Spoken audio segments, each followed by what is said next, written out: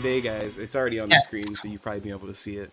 But we are going to talk about something else today. Very popular manga, now popular anime, as of the past several weeks. But we're gonna dig into Chainsaw Man. Woohoo! So this originally started getting published. What was it, 2018 or something like that? Something like that. Yeah. It's been around for a few years, but it really picked up in popularity, I would say, around last year. At least like in the U.S., right? Like I'm sure it was popular in other places, but it kind of got like very, very popular around last year, right? And we'll go ahead and I think we're gonna at least talk about the first volume. We're using a site, but you can't say that we didn't try. I see we both have volumes. I bought this shit. I'm not even sure how much I like it yet. I paid money for this. I have the whole series. We paid real American dollars for this. This came straight from Target, okay?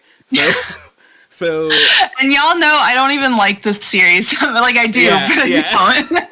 So we've talked about it. Dedicated. Yeah, exactly. It's like we've talked about it briefly, just in passing, right? But we're like, okay, let's go ahead and talk about it. And I took a while to get around to it, but I finally got around to it. I'm about to start volume 4, I think, but I have 5 volumes, and today we're probably gonna at least talk about the first volume. It's not too much to talk about. There's plenty to talk about, but like the story progression, there's not like a ton of stuff there, right? But it gives you its basic bearings. Right. Before we start, what would you classify this manga as? Because I was having trouble with that. So I've had this discussion I don't know how many times now. Chainsaw Man is, for all intents and purposes, a shonen. It's an action shonen, but published in Shonen Jump, by the way. It's published in Shonen Jump. I don't think it was originally Jump. I think it was Shonen Plus or whatever. It was their online service, which is why it can get away with everything that it's gotten away with. But like the Shonen Jump company is the one that publishes the volumes and everything and the publication. But it's...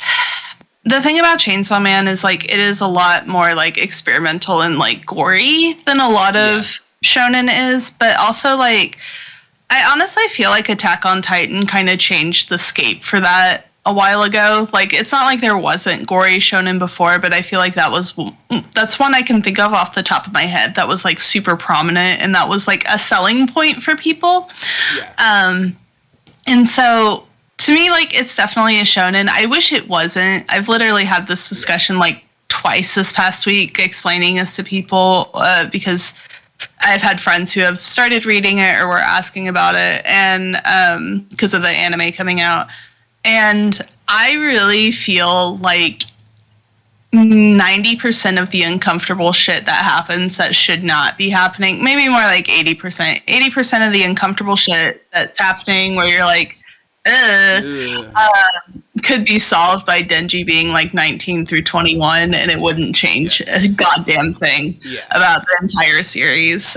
Ooh, you said it before we could even get to it, because that is my biggest thing about this comic. And we'll get to it. A lot of inappropriate. It's not even like it's just like it wouldn't bother me as much if he wasn't like a fucking kid, right? Yeah. Because I we'll get to it, right? But I like We'll Denji. get to it.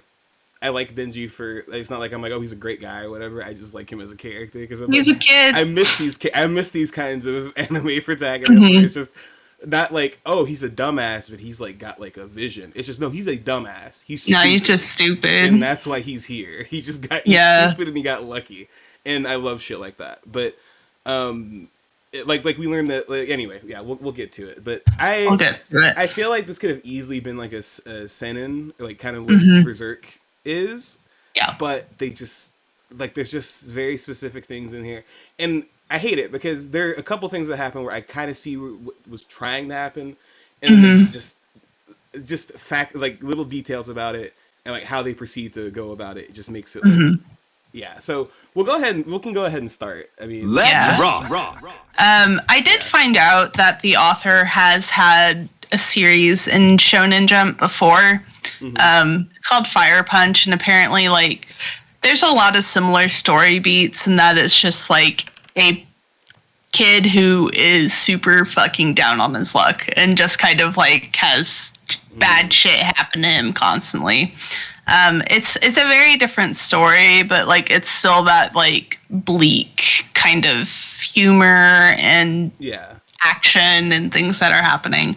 But yeah, let's jump in to this. I actually like reread this morning because I was like, I need to make sure I know what's like in each volume so I don't accidentally spoil something from like later on. No, and that's totally cool. Because there's a lot of different ways you could almost accidentally spoil stuff, right? So, so the first thing we see is we're introduced to this kid named Denji, right? And he's looking through his bills. He's talking about, he cut trees that'll make $60,000 a month, but then he sold a kidney that was 1.2 million. He's talking about yen, right? And it's not So like let's make 300,000 yen. He sold one of his testicles. He sold his right eye, and he still has 38,040,000 yen left, right? So this is a broke ass kid. Oh. And his dog, who has a fucking chainsaw for a face. I love this little fucker. And this is another thing that makes me mad. We'll get to it later. The cutest mascot in the world, Pochita, also pops up. So he's like, okay, so you know the drill then, Pochita. Let's get to killing then. And they pop up on the tomato. I think it's the tomato demon. It's called. So Denji has Pochita on his back, Pochita, and they're hiding behind a bush, and they're waiting to kill it. And we kind of cut past all that, and he killed it, right? He apparently has done this before. And this older man comes up, and he's like, "Thanks, Denji. We'll get money for this corpse, and the reward's 400,000, but I'm also taking 170,000 to cover your interest payments, and then also your commission, and here's 70,000. So just cut his profit to bits." And Denji's like, "Okay, so after I pay my bills, I'll have maybe 1,800 left," which is like, that's like $16 in American dollars, right? So it's nothing. So yeah, he's like, "So I guess we'll just have nothing to eat then. We just gotta get by for this month." And guess what, Pochita? Our dinner is going to be one slice of bread. So yeah, he's literally, as Cal was describing, like a kid really, really down on his luck. They reveal this later, but he's 16. He's 16 years old. Yeah. He is being, and obviously like he has this relationship with this old man who's taking like debt payments from him and shit every time he earns any sort of money, right? So as this older man is leaving with his like, I guess like his henchman or some shit like that, the henchman asks him like, "Hey, why are you using him as a devil hunter?" And he's like, "To get back the money we owed, and his piece of shit dad died without paying us the rest of our money." And the kid's like, the henchman's like, the kid has like a pet devil, so we learn that Pochita's also a devil, right? So full establishment. There's devils and shit, and there's a business for killing them. So apparently Denji's dad died, and sorry, I got confused by the scanlation for a second because I lost my place. No, you're good. Yeah, so they're part of the Yakuza, basically, the guys who are contracting Denji. He's owed money to them that his dad left behind when he died.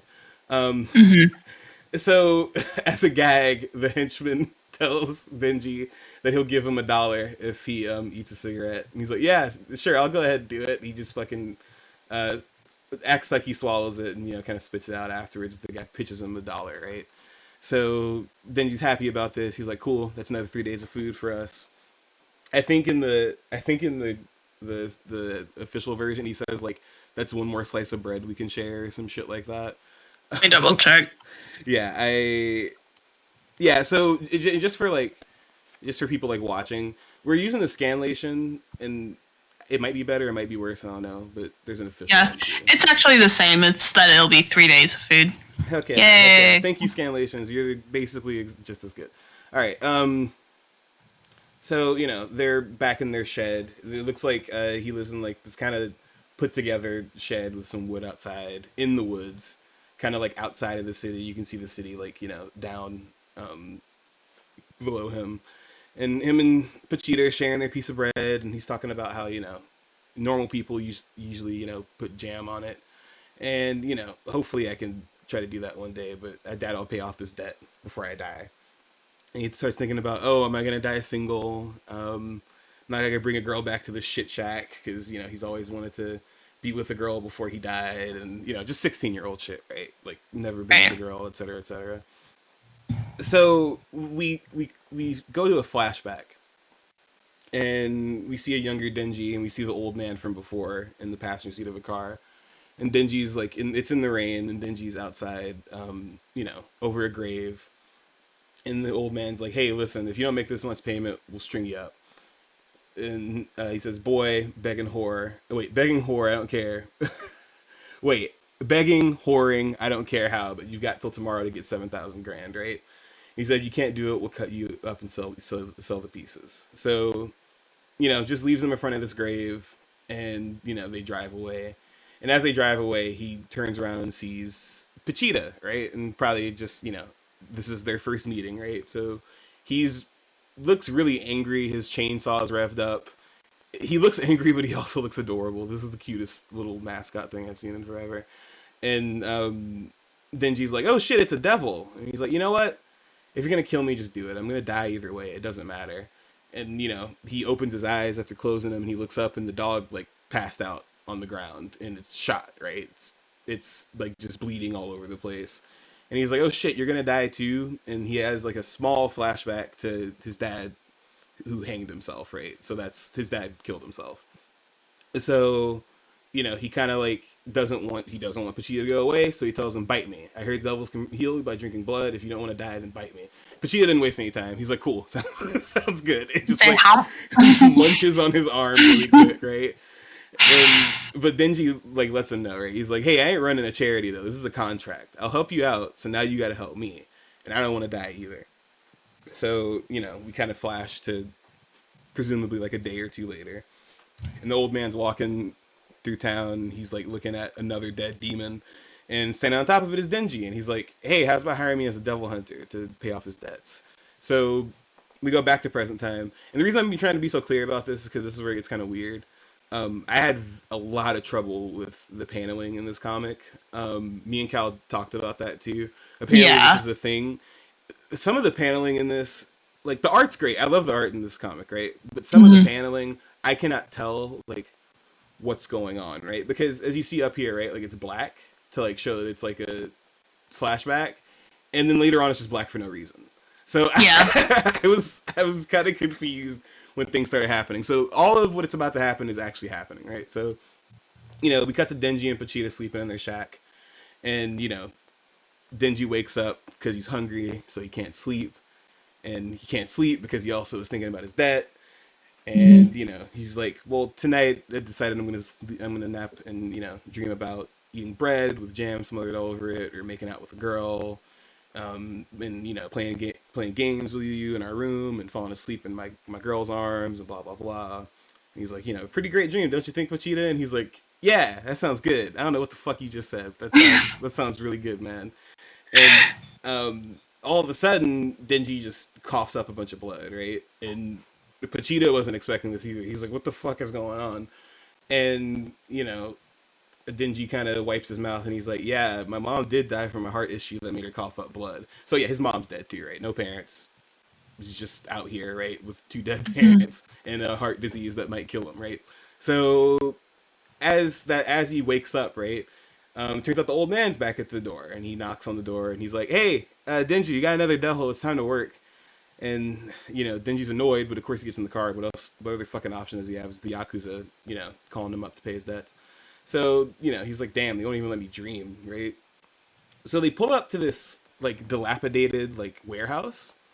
And, you know, Denji's, you know, got Pachita geared up. I think it's so funny how he holds him, because it looks like he has his hand up Pachita's butt.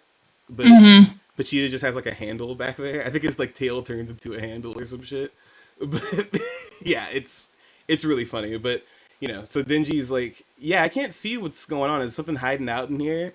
And, you know, as he's kind of trying to figure out what's going on, the Yakuza boss is like, hey, thanks for doing what you were being told to do, like an obedient dog.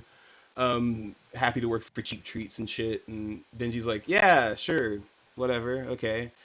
And And he's like, well, the thing is I hate the stench of fucking dogs. And as he says this, a guy runs up and stabs Denji and Pochita through the back. It kind of like skewers them, basically, right? And they both just start like oozing blood, basically, right? And as the Yakuza boss continues his speech, he's like, well, we're the Yakuza and we need to get stronger, so we made a contract with a devil like you did. And what we wanted was the devil's power, and what I wanted was devil hunters, and he wants the death of devil hunters, right? So yeah, we see that the Yakuza boss being held up like a puppet by some like body horror ass devil, right? And it looks like the other guys have like turned into zombies, basically, right? Like all the Yakuza are zombies at this point, like with knives running at Denji. And the devils start speaking, and he's like, these guys are fucking idiots. They're just really fucking stupid. All I had to tell them is that I was gonna give them powers, and they just did whatever I wanted. Isn't that just the dumbest shit in the world? Anyway, they turn into zombies, and because I'm the zombie devil, you know. I read this like 5 times. I was like, this has to be like his dream. Like this is like a 15-year-old's dream, right? Like this is literally what I was thinking when I was reading this. But he's like, yeah, so devil hunters kill us devils, so I hate you. That's why I'm gonna kill you. You guys cut him into pieces and we'll throw him in the trash. So Denji, with what little strength he has left, he grabs Pochita and he starts making a break for it, right? And he's trying his best to run away, but he's just coughing up blood. He's losing more and more blood. He talks about how he just wanted to dream about a normal life, and why couldn't they let him have that? Is like, you know, they start like bearing down on him with like what looks like machetes and shit, right? And they get him. They just completely like chop him to bits, like him and Pochita, right? So we get this nice full page spread of that. So a little time passes, and then we see a couple zombies hanging outside of a dumpster, and in the dumpster is the pieces of Pochita and Denji. And, you know, the blood's like kind of oozing all over the place, and some of it lands in Pochita's mouth, and he seems to be just kind of alive, right? It seems to be like there's something going on there. And we cut to what seems to be like Pochita's like memory, right? And he's remembering, you know, Denji being like, "Hey, we gotta go out and do a job." You know, he's like, "I probably get myself killed while I'm fighting these devils, right? Well, after they get done cutting down some logs and shit." Because apparently, a lot of what he does is cut down wood. I didn't exactly understand this part. We can talk about this later. Yeah. Yeah. So, you know, he's like, you know, I don't want to die because I'm worried about what happens to you, and you might starve to death or get taken by another devil hunter. And, you know, I've heard that there's devils who can take over other people's bodies, and we get like this, you know, picture of this plant growing in the stump of a, like the broken stump of a tree, right? Mm-hmm. He said, if you can do that, then I'll give you my body. After I'm in my grave, the Yakuza will forget about me. You can leave this town. And then, yeah, it'd be nice if you could have a normal life and die a normal death. You know, talking to Pochita, telling him to fulfill his dreams for him. Very, like, depressing shit, right? Like, he just wants his dog to have a nice life. And we cut back to the dumpster, and Denji's body is, like, reforming, right? And it's absorbing Pochita, who looks pretty happy about it. He doesn't look too mad about it. He's pretty joyful about the whole experience. But they fuse together, and Denji, you know, sees like this vision, right, where he's like in the dumpster, and Pochita's like sitting on his chest, and he's like, "You took over my body, right?" And Pochita says to him, "I like hearing your dreams, Denji. This is a contract. I'll be your heart. In exchange, show me more of your dreams." And then we see Denji hop out of the trash can. His eye patch is gone. His eye came back. He screams for Pochita. He notices that his wounds are all gone. But he also has the little tail from Pochita sticking out of his chest, right? Which is like the thing he used to rev up a chainsaw, right? To start the chainsaw. So, you know, he's kind of like understanding what happened, right? That like Pochita's gone, and that like at least something has something to do with him, right? So before you can really realize what's going on here, the zombies start attacking again, and the zombie devil, who I think just learned to talk from like a high schooler or something, he's like, "You're still alive after getting cut to pieces? Gross! I really hate you, devil hunters." Like, he's like very catty, right? So the zombies come back after him, and they, you know, kind of like catch him off guard. He's kind of thinking about like, well, why did they want a better life? Why were they were already so well off? You know, talking about the Yakuza, and you know, all he wanted was to have Pachita, and that was enough. And he just wanted to have normal shit, right? Like, you know, probably like plumbing and, you know, clean water and shit, right? And he's like, well, everybody's got their dreams. There's nothing wrong with that, but you know, if you're gonna get in our way, then fuck off, right? He revs up the chainsaw in his chest and gets mauled by a bunch of zombies, and you know, this he kind of gets dogpiled. We don't really see anything for a second. And the zombie devil's like, yeah, he's got to be dead. He's got to be dead after they ate him, right? But then we see Denji burst out of the zombies in his new form, a la Chainsaw Man or Chainsaw Devil, I guess, whatever the fuck you want to call it. And this is honestly like my favorite panel from this whole first volume. It looks really cool. It reminds me a lot of American style comic shit. So the zombie devil talks some more shit. Denji hops up with his chainsaw limbs and just goes ballistic on him and starts sawing him up. Cuts him in half, and then he says, you know, and then he turns around and looks at the zombies and says, looks like you guys are devils through and through.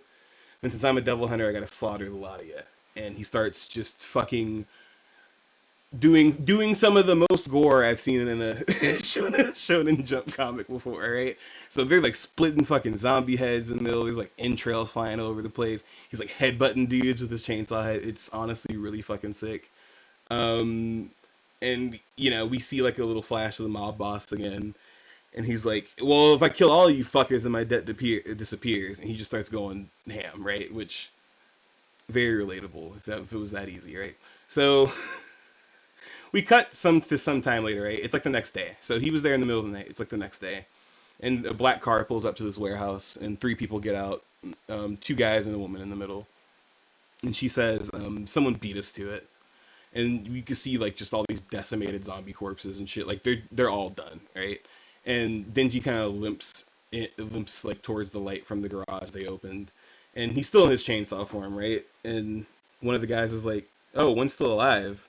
But before he can do anything, the woman walks over to him and is like, you're a strange one. You don't smell like a devil or a human. Did you do this? And, you know, Denji probably just, you know, dazed by everything, including the fact that this is the first woman he's probably seen in, you know, 16 years, is like, hold me. As he like just like falls, right? And you know, the woman actually like embraces him and like grabs him, right, as he like loses his chainsaw form. And she's like, oh, it's a human. And the guy behind her is like, could he be taken over by a devil? And she's like, well, you know, you can't tell. You can tell when they take over by the look in their faces they've taken over. And I came here to kill a zombie devil since I'm an official devil hunter. She, you know, turns back to Denji, who's really out of it at this point. I'm pretty sure he's been fighting zombies all fucking night. And she holds him on the ground as he like kind of like falls over. And she's like, you got 2 choices. I can kill you as a devil, or you can be my pet as a human. And if you pick being my pet, I promise I'll feed you well. And he, you know, poor 16-year-old kid's like, food? Huh? What's breakfast like? And she's like, toast with butter and jam, you know, the thing he was literally dreaming about. Salad, coffee, and maybe a dessert, which salad, I don't know about that. But yeah, he's like, real shit? Like, he's like, hell yeah, let's get in there. He's like, that sounds like heaven. And that's officially the end of chapter 1 of Chainsaw Man, and there's already a lot of shit to talk about. Slash. Well, yeah. So we're gonna run through the rest of the volume in just a second. We're gonna do a truncated version because, you know, we're not gonna do the whole volume, right? This is a Berserk podcast. Yeah. You haven't forgotten. We didn't forget. Yeah. So I feel like the first thing that stuck out to me was like it was really gory, which I wasn't like. I knew that going into it, right? But then I kept thinking like, this isn't Shonen fucking Jump, like. That's crazy. Like, right? Like, decapitations. A kid gets fucking slaughtered in the first like half of the chapter. But I don't know. It also just moves really goddamn fast, which I don't know if that was like the intention, but like I was like, oh, okay, in the first chapter we already got all the shit out the way and the dog's dead. Fuck you. Like, why couldn't I see more of the dog? I want the dog back. Bring back Pachita. He's only in between chapters now. That's the only time we see him now. It's R.I.P. Pachita. That was kind of a bait and switch for me too. I was like, oh damn, the dog's dead. Okay. Yeah, because the dog, he's in all the promotional material. They knew what they were doing. Oh yeah, no, they know 100% what they're doing, and that's why they have him as like the bumper for everything too. And like there's other reasons, but like obviously it's the most marketable part of Chainsaw Man, other than like I don't know, like kids liking edgy shit and weirdo adults liking shit like this, and I don't know, like I feel like it's a relatively strong start because it really does just get everything like out of the way up front. It's like, here's your setting, here's like a motive. He's on this like career path now. Like it's all like right there, but also it goes really fast. And I feel like this author, I will say this many times as we go through this series, but this author has a problem with pacing, and like it's this chapter. I was like looking at it in the fucking like manga book volume. Hold on. No problem. And it's like this thick, like just the first chapter. Yeah. Like it's bigger, and there's 7 chapters in this. So like the rest of the 6 chapters are all in that smaller part. Yeah, you're absolutely right. I didn't realize how big that chunk is compared to the rest. Yeah, it's like a pilot episode almost, you know? Like I feel like when it was pitched to Shonen Jump, like this was like the pilot chapter for it. It's like if the prototype for Berserk was the first chapter. Yeah. I don't know. It moved very fast, and when you said that, like it's like a pilot. That is almost exactly what it seems like, because the art is generally the same, but it changes a tiny bit, right? It gets a little sharper the following chapters, but I feel like this is something you would like redo, like after you get picked up for publication, right? Like you would think that this is something they would like pace better, add more background and stuff, or like You haven't gotten to some things yet, and this is not a spoiler, this is just like a general observation, but like I feel like once Chainsaw Man got popular, they really just wanted to like shell out the chapters like as quickly as they could so they could move on to the next arc, and also like get stuff out so the anime could come out, etc. And like be finished on that arc. So like it just kind of like steamrolls through a lot of stuff. And like while it does cover, because when I was rereading it this morning, I was like, oh damn, they like did literally almost everything in this first volume, in like the first 2 episodes, and I'll talk about that in a minute. But damn, okay. Yeah, like they managed to cram almost all of it in there, and not in like a hurried way. Like it works, it's fine. But the way it's written, the 2 biggest like complaints I have with Chainsaw Man that aren't like related to like shitty stuff in it is that it moves way too fast, and it's like really incoherent sometimes because of the paneling, and like it's just, I don't know, like sometimes I'm like, oh, this is like a good page, I feel like he learned something, and then it immediately like goes back to like absolutely. I don't know what the fuck is going on. It really, he's not good at paneling fight scenes yet, and like you can kind of see it here, but it really shows itself later on, especially. Oh, and that's where I had the biggest trouble, right? Is because I like his art style and stuff. Like it's cool. It's kind of like got a American comic style thing going for it. It's a lot like rougher looking, but I feel like you said, the paneling for specifically the fight scenes. I don't know, because that's the thing, we compliment Berserk all of the time because like there was some goofy paneling, especially towards the beginning, right? But they do a great job of showing motion when characters turn around after they swing. It makes a lot of sense, right? It's like, okay, the momentum carried him, he twisted his body this way, or like he sliced the guy that way, so his body parts are flipping out that way. Like it makes sense, right? And I feel like sometimes here it doesn't make sense. Like there are sometimes fight scenes where Denji like hits somebody with his right hand, and then in the next panel it's his left hand, and it's like, and he didn't move since then. It's just a different panel of the same angle it's supposed to be. Like, and that happened like And I like it got to the point where I literally texted Cal one day and was like, I don't know if it's just me, I haven't read manga in a while besides Berserk. Remember that? Like, but I can't follow this sometimes. You're like, what is this? And I was like, no, that's like a common complaint. And that is something I've seen even like devout fans of the series kind of admit. They're like, yeah, sometimes the paneling's like a little wonky, and that's a pretty big admission for them because they do not like to admit that it's not that good sometimes. Yeah. But yeah, I it's funny you mentioned stuff like that, like the incontinuity, is that what it's called? Yeah. I can't remember. Yeah. This is not really a spoiler, so I don't mind saying it, but there's a fight scene later on where this chick has like no panties for like the first quarter of it and then magically just has panties like for the rest of the fight. And I'm like, where'd you get those? Your ass was out like 2 seconds ago. And that's the thing, like, is this because of I mean, probably at least partially, right? Because of the rushed publication? Is this probably an experience? Like, I don't know. Because that's the thing, is like, it just looks a little sloppy sometimes. Like, and that's the thing, right? And that's why it's cool that this got in anime, because then they can make some of that stuff look better at least. And from what I've seen of the anime, I need to start it because I'm actually caught up now. But from what I've seen of it, well, I'll read the rest of the volumes or whatever, right? But what I've seen of it, it looks generally like better. Because I'm looking through some panels now, and like faces look a little wonky sometimes. There's like not a ton of detail. Sometimes we used to joke about Berserk just skipping time out of nowhere, like not even like once, but like to the next day all of a sudden without telling us. This comic loves to do that shit. It'll do that in the middle of a page. In the middle of a page, it'll be like, actually 12 hours passed. You'll figure it out in a few seconds. And then you're reading like, what the fuck just happened? You're like, wait. Okay. Yeah. Another thing, either because of rush or inexperience, once this was pointed out to me, I could not unsee it.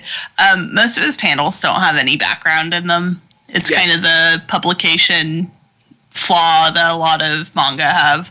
But like, there's a lot of blank space panels, which I don't always have a problem with. I think it can be fine, but sometimes, especially during fight scenes when you don't have a background and you don't know where you are in relation to anything else, it gets really like iffy in some areas. I'm like, okay, I don't know what's happening. No, I'm not going to pretend I know because I read it like 3 times. But which is funny because like, not, oh my god, I feel like we're like dumping on it more, but like I feel like it shows the difference between stuff like Berserk and stuff like this is because like Berserk has a lot of background. Like, go and read that manga if you have it.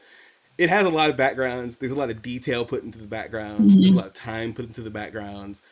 Like, and then you have shit like this, what I have on the screen, where it's just like trees that were copy and pasted, and like, you know, like it's like, or there's just nothing behind Makima here, or there's like. We get some, like you have a panel where there's background, and then for the rest of the thing, it's like the most minimal background you need to understand everything, right? Yeah. And I feel like that's kind of the whole thing, right? Like that's what it is for the entire manga, right? And like I said, that's why it's great to have anime, because sometimes, because it gets that stuff at least, because you can't do that in anime. They can't have the characters on screen as just a white background. It would be really funny, but there's several things I want to talk about, so I am gonna give like the world's briefest rundown. I'm gonna share my screen real quick. Hold on. Go ahead. Let me pop this bad boy up. Okay, I think this should work. Okay. So I've given like rough Chainsaw Man rundowns, so I'm gonna try to do my best to be concise on this. Let me see if I can see yours real quick. Hold on. Yeah, you click share screen. Okay, cool.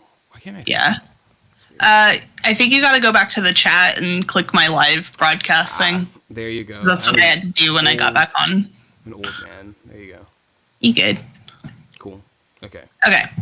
So Makima's picked up Denji at this point and is, you know, trying to kind of figure him out still. She's kind of like, like assessing him in general. And he's like, yeah, I'm fucking hungry. I don't have money though. And she's like, yeah, I'll cover it. Here's a jacket. we'll take care of you. And Denji's like, wow, this is what love is. And it's like, no, but we'll figure it out eventually. You'll figure it out eventually, buddy, but no. So they stop at this place to eat, and a guy runs up and he's like, my kid got like jacked by this demon. We gotta go. And Makima's like, I don't want to deal with that. My noodles are gonna get soggy. Denji, go take care of it. And he's just kind of like, I have noodles too. And she's like, okay, you're my pet. You say yes or woof, and that is it. And he's like, yep. Got it. Okay.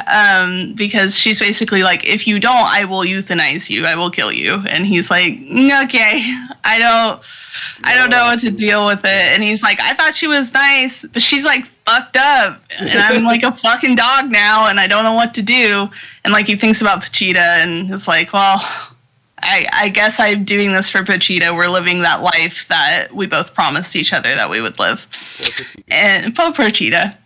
And he's still pretty sad about that, but he does come across this girl with this little demon.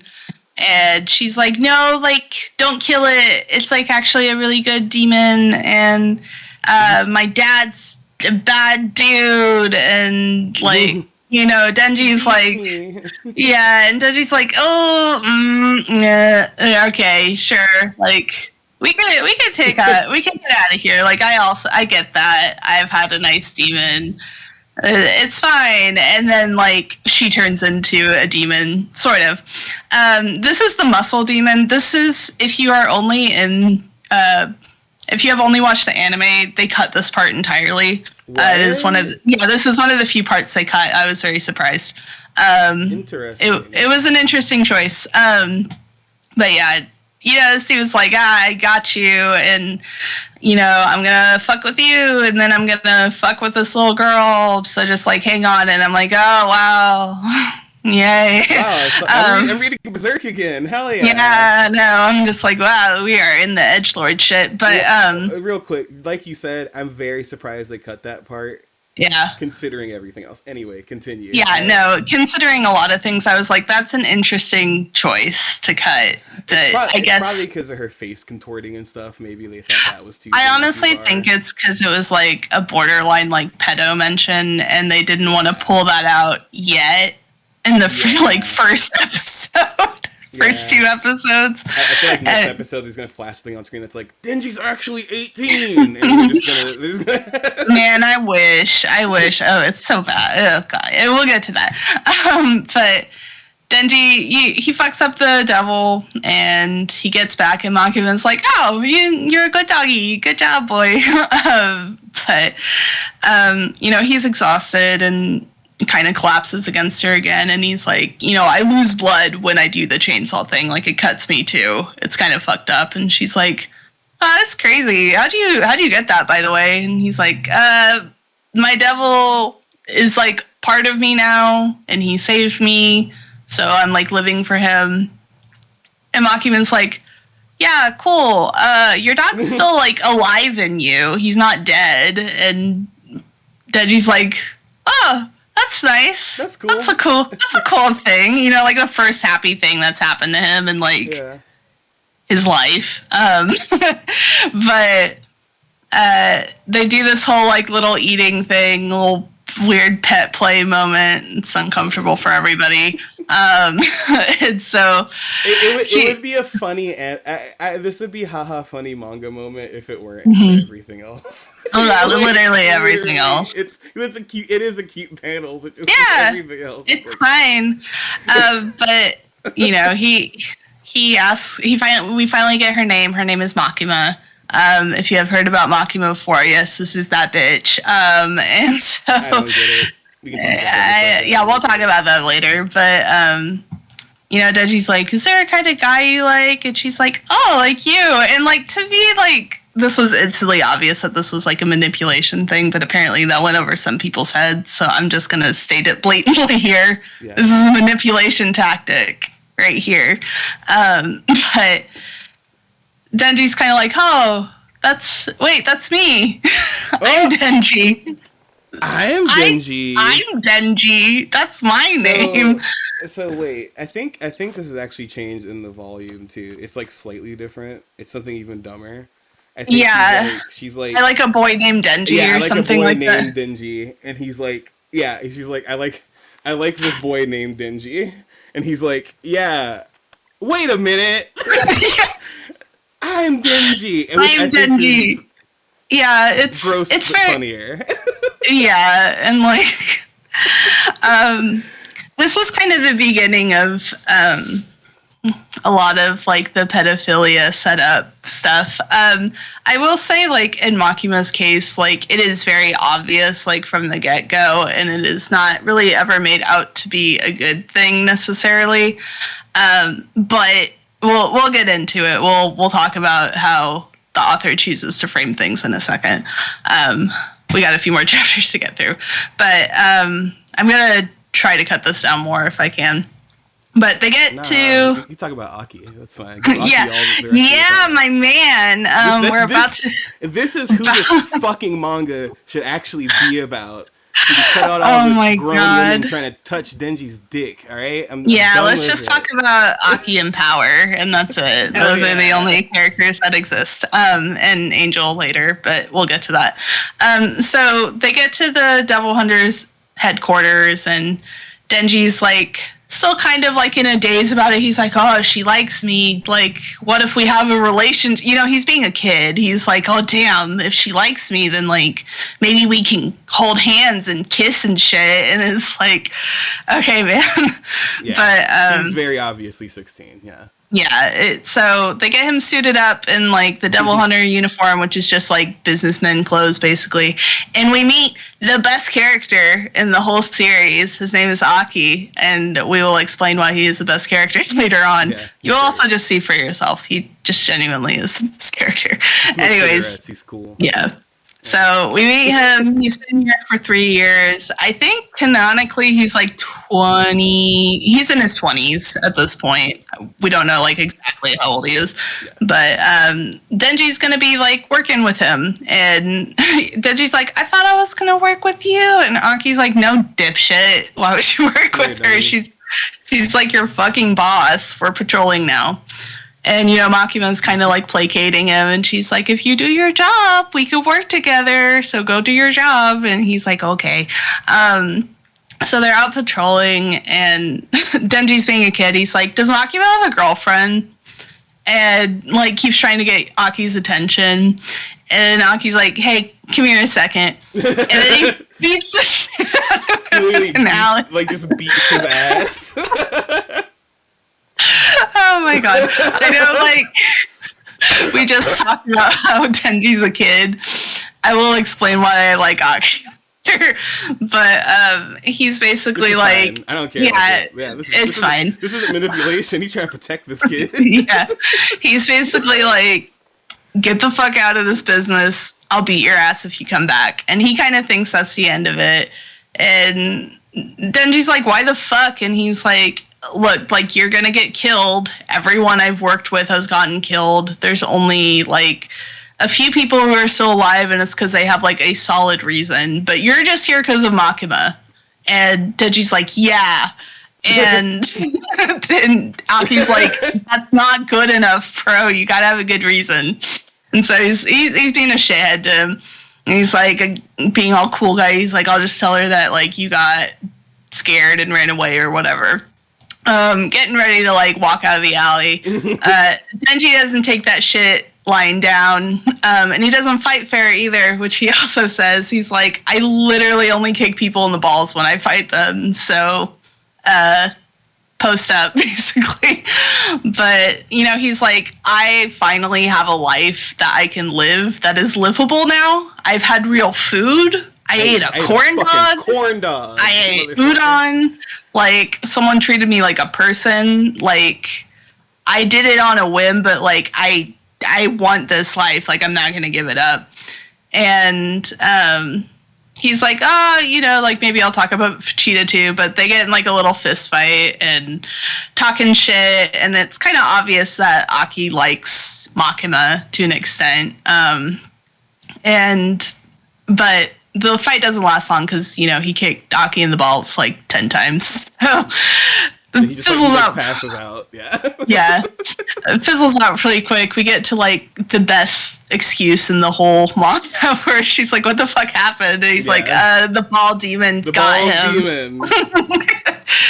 And she's like, you guys are going to work together. And they're like, no. And she's like, great. So Denji is officially on his squad now. Neither of them want that. And Aki kind of alludes to the fact that, like, the rest of his squad is also, like, a bunch of weirdos. And she's like, I told you this would happen from the beginning. Like, I told you it was going to be experimental. So you will take him on, and you will deal with it. But she kind of explains, like, what Denji is, too. And he is a human, but he can become a devil. But it's different from, like... He's not a fiend, though. He's not a fiend. We will meet a fiend in a few moments here. We love her. But, you know, she's like, you know, if he fucks up, like, we'll take care of him like a demon. And Denji's like, what the fuck does that mean? And she's like, I'll kill you. And he's like, oh, okay. Yeah. So. Yeah, okay, anyway, continue. Yeah. Yeah, we'll get to all that. But, you know. Aki's like, I will happily kill you. Do not fuck with me. And he's like, is she a bad person? And Aki's like, I don't, like, know how to break this down for you. So you should just be thankful you're not dead. And he's like, is she good? And Aki's like, yeah, she saved me. And Denji's like, I guess she saved me too. And then he's like, I want to hug her again. And Aki's like, how'd you get a hug? Like, he's so offended about it. What did you say? So, chapter 4 is about power. Very exciting. We love her. Yeah, so we start to see Aki and Denji's, like, living situation. It does not go well. Good parts of the yes.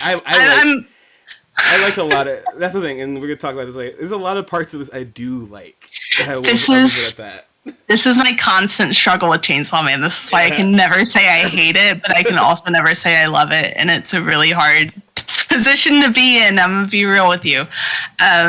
Also, in the official translation on this part... He says something completely different. Hold on, let me pull it up because it's really funny, and they also cut it out of the anime, which is really funny. The scanlation doesn't have it either, but it's in the official volume. Yeah, I'm trying to find it. Oh yeah, he says, I'm in a union job, and he's like real psyched about that. I got paid days off. I got paid off. Yeah. And a lot of people were joking about that panel after it came out because it wasn't in the anime, and the studio that makes this has gotten like busted for mistreating their workers recently. Yeah. And so people are like, Of course they're not going to keep that in there. What a coinky dink. Yeah, so there's that. But they're living together. Fucking up his apartment, yeah. Yeah, Aki's like, why can't I live alone? Like, I hate this little shithead. But they're sent out on like an official devil hunter thing. And just doing their whole thing. And at one point, Aki's like, did you, like, not go to school? And Denji's like, no. And Aki's like, oh. And then you can see, like, that's, like, the first moment of, like, pity or sympathy he has for Denji. Like, this whole time, he's like, oh, he always has, like, this, like, look of shock. He's like, he's like, where the fuck did she find this guy? She pulled him out of the ground. Yeah. But, you know, Aki's kind of explaining, like, this is, like, a possession case, basically. And Aki's like, is that... no, sorry, not Aki. Denji's like, is that what I am? And Aki's like, no, it's different. You'll get it in a second. And then we get this, like, really fucked up, like, possessed corpse image, which is, like, pretty good, honestly. It's a very interesting mental image, or visual image. But, Aki's like, all right, you're going to kill this one. And Denji does so. and just knocks off his head real quick. And Aki's like, why didn't you like transform or whatever? And Denji's like, I felt bad for him or something. And Aki's like, don't ever fucking do that, you piece of shit, you fucking loser. I hate you. And he's like, a devil killed my family. You gonna say that? A devil killed my... You want to say that, Denji? Say that one more time. This part fucking killed... Because he straight up says, like, my entire family was killed by a devil right before my eyes. And Denji's kind of like, oh, and he's like, look, everyone here has been fucked up. Everyone's serious except for you. I want to make them suffer. Get your shit together. We're not playing nice. And Denji's like, well, if a devil wants to be my friend, they can, because I've never had any friends. And Aki's like, all right, man, and he leaves. And then Denji's like, well, joke's on him, because I just didn't want to get blood all over these porn magazines, actually. Yeah. And which is, yeah, very in character for him.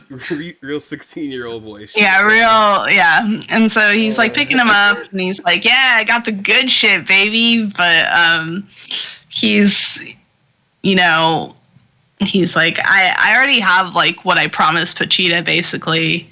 But, like, I feel like I'm not living enough of a dream for Aki. Even though, like, this is, like, a big dream for him, to be fair. Like, he's just living a normal life, which is what he wanted to do. But he's like, all these other people have shit going on. I want to do something. I want to touch some tits. Which is also... It's the meme page. Big meme page, but also big 16-year-old energy. And he's like, well, maybe I can touch some tit. Maybe I can do that someday. And then he's like, I'm going to be serious about it. And in the official translation, he goes, it's melons. And Makima goes, fruit? And it's really funny. Yeah. I don't know what this one is. I don't know what the Stanlation was trying to do there, but it's really funny in the official. Yeah. Fruit? Yeah. Fruit? But Aki's just like, can you like be normal? And Makima's like, I'm gonna give you a buddy, and like, because we always have like a buddy system here, and they're using Devilman instead of Fiend. That's what's going on. Oh, okay. So just to rewind, the guy who was just taking over, he was a Fiend. And the girl we're about to meet, Power, she is also a Fiend. Yes. But they'll explain stuff about Power in a second. Yeah. Yeah. And we meet Power, and she's the strongest devil in the whole world. And she said so, and it's true. Denji's like, who the fuck is this noisy bitch? And he's like, is it like okay for you to be like hunting? And then he sees her boobs, and he's like, well, that's great. I'm glad we're working together. And it's like, Jesus Christ. Good shit. Thanks, Denji. Oh, God. Okay. I think one more chapter. I think it should be one more chapter, maybe. There's 7 total in the first volume. Bro, okay, yeah. And that's the funny thing. There's not that many pages left. So we should... Yeah, no. I'm gonna condense this part a lot more, because we've met most people. We've got Denji's motivation. We've got more, like, knowledge under our belt about the situation. So he and Power go on patrol, and she's hilarious. I'm not going to pause too long here, but you should go read Power's parts. Her hitting him upside the head in the anime is hilarious, by the way, because she's just like, she like hops up and smacks him upside the head. But she's like, he's like, is this worth boob touching? I don't know. But we kind of get to know a little bit about Power, and it's like, like, we can kill fiends, but also, like, if they're logical, quote unquote, like, we can use them sometimes, which is why Power is here, because she's somewhat reasonable. Big big doubt on that one a lot of the time. But. I think what it means is she cares to communicate with them at all. Yeah, that's true. Yeah. It's just like she's willing to have some kind of like, you know, workplace relationship and like deal with that. But you know, they're doing their little buddy cop routine, and Makima's like, don't forget, if you fuck up, I'll kill you. And so both of them are kind of living with that while they're on patrol. And Power has a lot of illusions of grandeur, and I'm not gonna like run over them too much in this, but they are very funny because she's like, I'm the strongest person and I'm the scariest devil in the world, and it's fine. But we find out that Aki paired them up, and Denji's like, oh, I understand everything now. That fucker hates me. And Power runs off at some point. And she finds a devil, and she's like, oh, I'm going to go do that. And Denji's like, wait. And like before anything can happen, she's just like smashing this bitch like into a fucking pulp. And we get this lovely panel of her. God bless Power. But afterwards, we find out that technically it's illegal to do that because there's civilian demon hunters, and then devil hunters, and then that's a different show. There's civilian devil hunters. Yeah. And then there's like the official ones, and if a civilian's doing it, it's like illegal for official people to get involved because it's like claimed already or whatever. Yeah. So she's like kind of lecturing them and is like, you know, you should like take care of Power. And Denji's like, what I do? And Power tries to throw him under the bus, which is really funny. She's like, no, this is his fault for real. There's a lot of them like bickering and arguing. It's very like, I don't know, just he like did it. No, he did it. No, he did it. Yeah, literally. Like grade school energy, and Makima's like, shut up.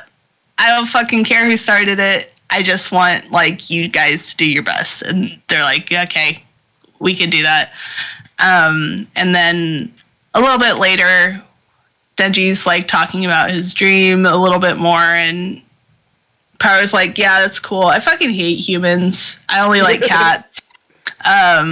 And I also hate devils because one took my cat, and here because it's an early scanlation, they didn't have the English name, but her cat's name is Meowie in English. It's Nyako in Japanese. And they're like, they took my fucking cat. Poor Meowie. And she's like, before I could get my cat back, Bakuba caught me, and now I like don't have my fucking cat. But if I could get my cat back, I'd let anyone do anything. And Denji's like, that's kind of fucking lame. But like, I'd do anything to like touch boobs. And Power's like, you're an idiot. He's like, you know, like if it's a dog, I might get it. And it's like, would you get it, Denji? But she's like, well, what if I let you touch my tits? Like, would that like change your mind? And Denji's like, wow, that fucking devil. I can't believe this shit. Let's go get your fucking cat back. All my homies hate devils. What do you mean?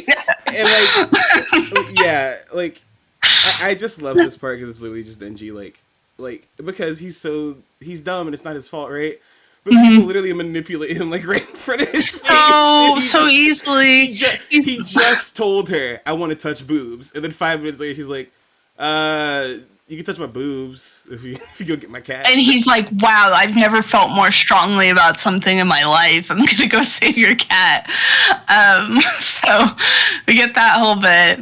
And we find out, a brief intro here, we find out that fiends can't like go out without like written permission, basically. Like there has to be like some kind of official signature involved with it.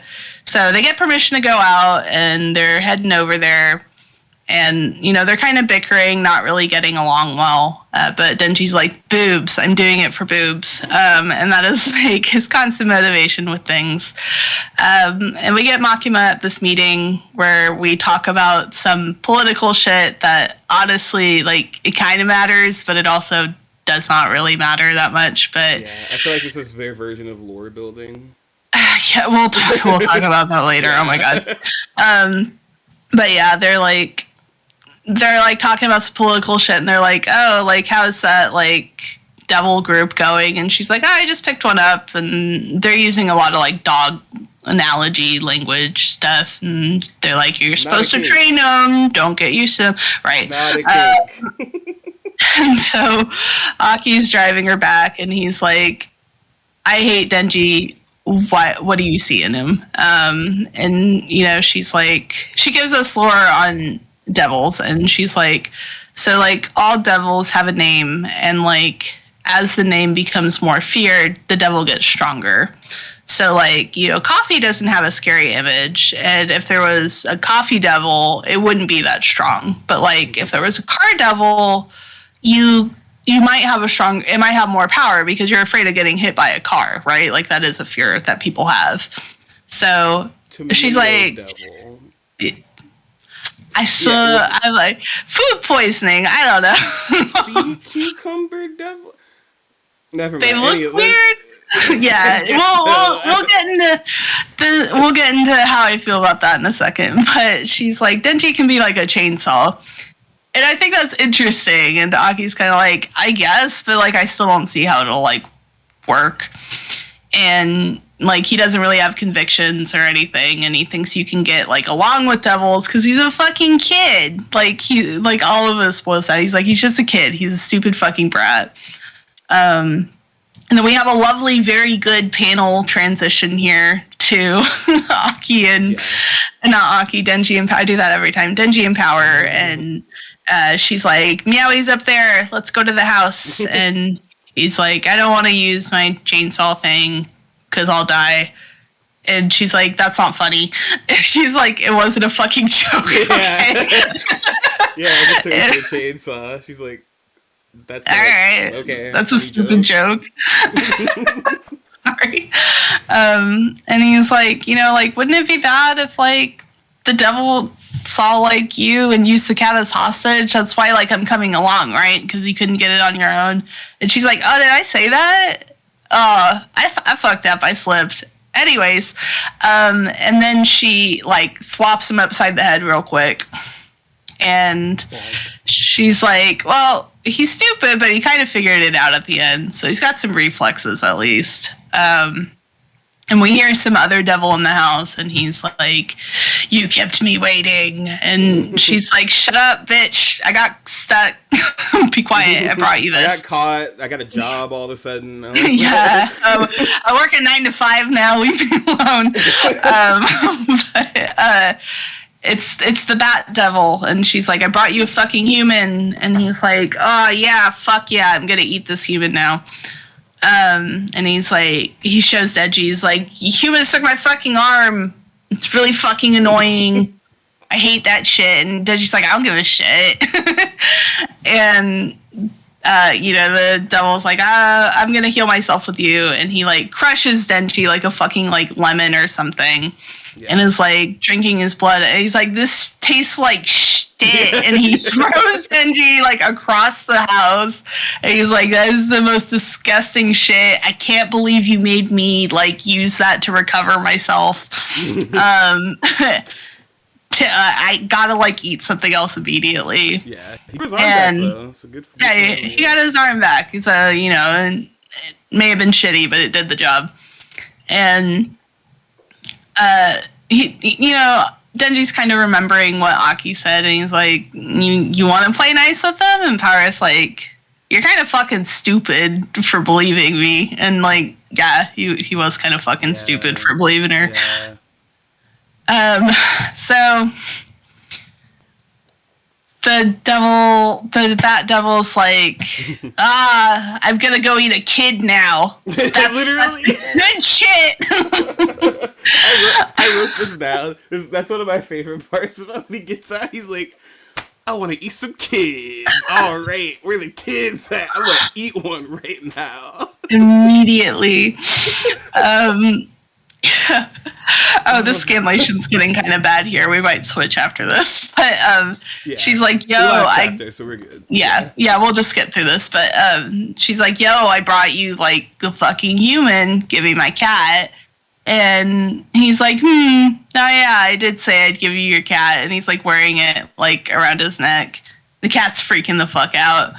And he's like, well, you brought me a really shitty human, so I'm gonna eat this cat real quick. And he does.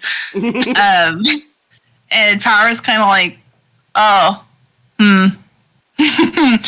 and we get a flashback. This is a flashback. Yes, this is a flashback. Just to clarify, a Power meeting Yowie back when she's like a wild fiend out in the middle of nowhere. She feels like a bear. And she's like, oh, you smell pretty tasty. There's like this like stray cat. It's all emaciated. And she's like, you're kind of fucked up. I'm gonna like feed you first. And so she feeds Meowie, and she's like, you gotta get big so I can eat you. And we see like over time, like Meowie did get very big and is like very happy with her. And she's like, I don't know, like maybe it's because I kill everything, but like it's kind of nice having someone with me who's like not screaming right now. And then the Bat Dude shows up, is like, I got your cat.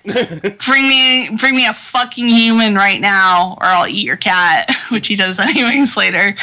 And she's just kind of like, well, I get how you feel now about Pachita. It sucks. And with that, the Bat Devil eats Power. And he's like, you taste like shit too. My mouth feels horrible. He's like, I hate everything. Jesus Christ. But he's got his wings now. And he's like, I really need to eat a kid now. And he like busts out of the roof and is starting to fly towards the city. He's like, I think in the manga, he's like, and then I'll have like a virgin, and then I'll have like another, and you know, he's like just being like a weird, creepy, like purity obsessed bat. Yeah. You know, as bats do, I guess. Yeah, obviously. But vampires always cared about virgins. Yeah. Right. Yeah. But he feels something, and he looks down, and there's Denji clinging to him. That is not what he says in the fucking no, that's not what he says in the official version. He said, give me back my boobs. And he's 16. Feels gross though, man. But he's like biting into the devil and like trying to get blood out of him. And then he like, you know, he revs his chainsaw really quick, and he talks about a time when Pachita was gone, and he spent like the whole day looking for him. And then he got home, and Pachita was like crying and waiting for him. And he was so relieved to have him back that he just like passed out on the floor with him immediately. And he's like, I wonder how Power felt when like she didn't have Meowie. That must have been like fucking terrifying. And then he, you know, goes all chainsaw sicko mode on the Bat Demon. And that is the end of the first volume. Yeah. That took a little longer than I thought. Slap! But, no, it's all good. There's the rundown. There's too much, like, world building shit in this first one. I feel like some of it could have been spread out a little bit more. And we can talk about it. We can talk about it now. So, so that's my thing about this, right? The pacing, I feel like didn't get into a decent place into those last two chapters, where it kind of starts making sense, like the pace they're moving at. You know, it's like maybe the day after or some shit like that, right? Like it starts out really quick. I was reading it like I don't even know. I got to go back and reread this page. I don't know what just happened. I had to do that up until where I'm reading now, right? So I'm gonna go ahead. We can go ahead and talk about the age stuff and everything, right? So there's other things that happen. So Denji's 16, and obviously, as you can tell from like even just the first volume of this manga, a heavy theme of this manga is him being manipulated by people older than him, specifically women, older women. Specifically, older women are manipulating him, right? You got Makima very obviously manipulating him. He's so enamored with her because he's 16 that she literally is like, I will fucking kill you. And he's like, damn, that's crazy. Okay. And then just continues to go with everything, right? Like, part of it is that he's like a dumb kid, right? And I get it, right? I get that there's themes for those kind of things, right? Like we talk about Griffith every fucking day, right? Like he's right. the king of manipulation, but I don't see the need for the age gap. That's where I get kind of confused about why this theme is still here. Because I enjoyed Denji's character because he's stupid. He only wants boobs. It's still weird because it is like, okay, I'm older. I'm reading this. This is kind of like silly, right? Yeah. Like, that's kind of how I feel about it. But I'm like, okay, I can forgive it because he's a teenager, right? Mm-hmm. Like that's kind of where I'm coming from with it. Do I like it? No. Am I doing like a boys will be boys thing? No. It's just like it makes sense for his character. He's a fucking idiot, right? I did find it kind of strange that where the point I am at, every single older woman he has met has tried to sexually manipulate him, right? Makima has. We meet a character later named Himeno. She almost has sex with him. Fucking dog shit, and people like her after getting blackout drunk and making out with him before she got blackout drunk. So like, I feel like it's one of those things where I could reason with it if it was like just Makima. Like if it was just Makima, right. I feel like I could understand that. That's core to her character, right? Like I feel like that is how we're introduced to her. Is she is like, I have tools and I'm going to use them, and which leads me to my other thing about Makima. I do not understand why you people on the internet like her. I am so fucking confused. I started reading this, got 2 volumes in, and I had to go tweet. I was like, why do you people like Makima? I don't understand. She's an asshole. She tells this kid he's gonna kill him. She like taunts him with sexual favors and shit. Like it's fucking gross. And her design isn't even that interesting. I was confused what she was even from for the longest time. I thought she was like from like a fucking slice of life anime or some shit because of her business clothes. I didn't know what the fuck was going on, right? Amazing. So when I actually started reading this, I was like, why do y'all like her? Like her design isn't that great. Like she doesn't even have like the big anime titty lady thing that some people fall for. So I was further confused when I actually started reading the comic because I don't like her. And I love Power. And the thing is that Power also manipulates Denji, right? Which is not cool. But okay, 1, she's literally a fucking devil. And 2, like I feel like part of it isn't like, because when Himeno does it later, she's trying to get something out of it too, right? Like, and we'll probably talk about it again when we talk about more of this, right? But she's trying to get something out of it as well. And it's like more of a perverse thing when it comes to Himeno, right? For Power, it literally is like, I'm just gonna try to trick this fucking kid, right? Yeah. And it does get weird. There's a scene later where it does get weird between them. But we'll talk about it. They like soften the blow. They try to soften the blow, but then it just gets creepier. Yeah, so I feel like that angle could have worked better if Denji wasn't as old, because I feel like the point's already driven home. Like it doesn't matter if he's 20 or 16, he's still a young person being taken advantage of. Right? And the fact that it's every single woman that we've met so far in the manga, every single woman in the manga is trying to fuck Denji, and it's because of manipulation. They're trying to every woman's a pedophile in this fucking comic. The only woman who doesn't like have some kind of interest in him is a lesbian, I'm pretty sure. I'm not kidding. That's fucking wild. And I don't even like her, and we'll get to that later. So is it self-insert? Like, do we know this yet? Like, I don't even know, honestly. I think this is just like the kind of character that he writes in general. Okay. And I feel like this is also like a problem that a lot of just male authors and writers, artists in general have, because like there's a lot of comics where like women are there solely just because like they're like, oh, like you have to have some purpose to the main character to be here. You like they're not really standalone. Like we'll get to stuff with Himeno later, but like her life revolves around Aki and Denji, and that's it. And I would say like the one that has like the most the most agency is you know what, I lied. Kobeni doesn't hit on Denji ever. Because I love you, Kobeni. She's Courage the Cowardly Dog, yeah.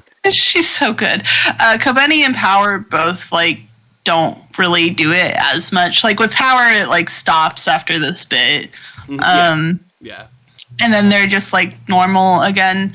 I don't know. I feel like there's just a lot of very weird beats in this that didn't need to be there in general. And it's just kind of like, okay. What's like, oh, sorry. No, go ahead. Go ahead. No, I want to hear what you have to say. Go ahead. Yeah, I was just going to say, what's like the most frustrating thing to me with Chainsaw Man is like, Makima could have been really interesting. And like, I even do think that she has parts that are really interesting. And I don't like think she has to be like a good person or whatever. Chevall and I talk about this a lot. That's not like what either of us necessarily need out of it. But what's like so frustrating is that like, she doesn't feel like she has a lot outside of Denji because we only see her interact like with him in the context somewhere, like whether it's talking about him or whether it's interacting with him or whether it's something that's going to affect him later on that she's doing off screen. Like all of it revolves around him and you never really get to know her ever. And like that's kind of a spoiler, but not really. And yeah. That's like a problem. Like, again, that's a problem a lot of male authors have. But I feel like with this one specifically, with Chainsaw Man specifically, part of the reason I am pissed, honestly, that it's a shonen is because there is so much of that, like, older women hitting on a 16-year-old. And it's, like, just, like, glossed over for the most part. Because, like, we get moments where Denji's like, oh, this sucks. Like, Makima kind of sucks, you know? I can't believe she would, like, do that to me. But then in, like, certain paneling and stuff, like, it makes it obvious that it's supposed to be kind of sexy. And I'm like... Yeah, that's... And I can almost it and be like, if it was just Makima, from Denji's perspective, as, like, an enamored, like... late teen or whatever, like if it was like if he was older, but like even in this case, like an enamored 16-year-old, he probably would think that was sexy. And you as an adult should know that is not sexy and that is not good.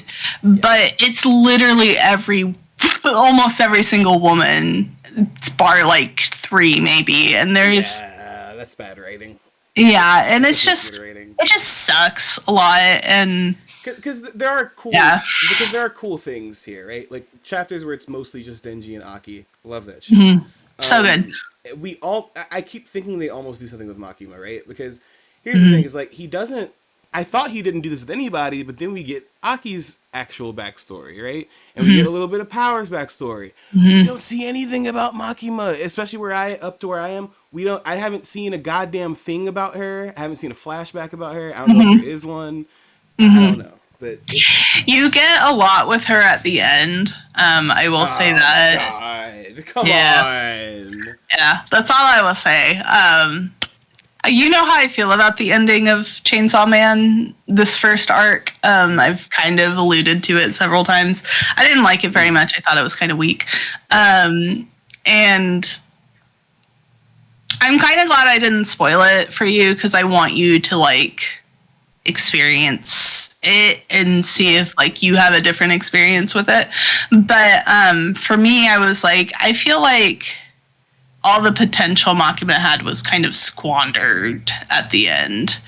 And that's frustrating to me. And I'm interested to see how that goes. Because I do want to see where that takes us. Because like you said, I feel like here's the thing. I feel like this manga is full of things that like are small parts in other mangas that you kind of like ignore, or you not even ignore, but like it happens and then you move past it, right? It's the older woman thing, and what's bad about this is that it is like in a shonen context, right? Which for people who don't know, I think we talked about on here before. Those are marketed towards like teenagers, basically, right? Yeah, like young kids.